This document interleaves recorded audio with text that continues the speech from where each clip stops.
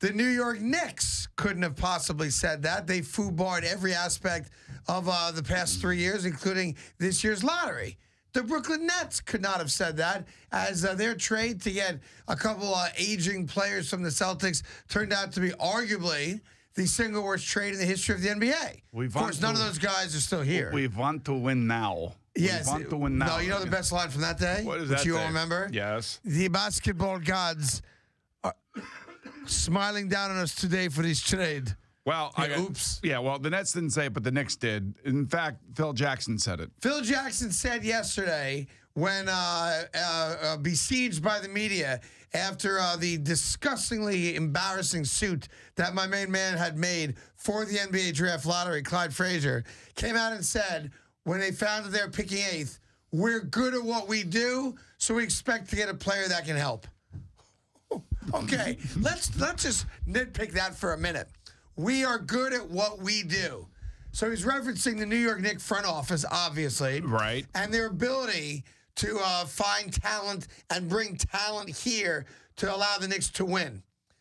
Okay, let's go over the record first. Since Phil Jackson got here, has there been a winning season? No.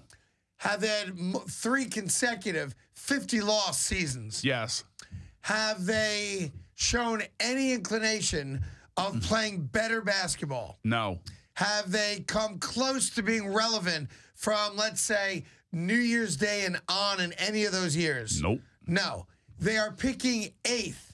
Did they recognize the final game of the year, that by winning that game, it has now cost them not 1, but 2 slots in this year's draft?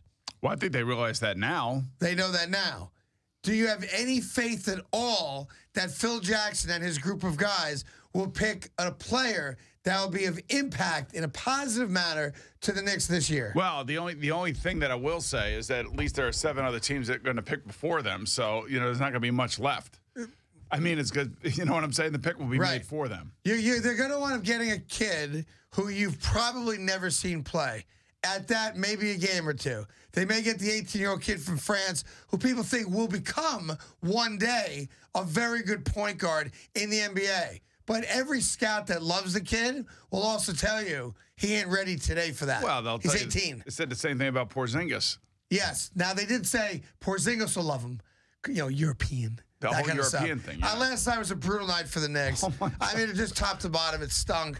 And then the rhetoric was, we could have picked 10th.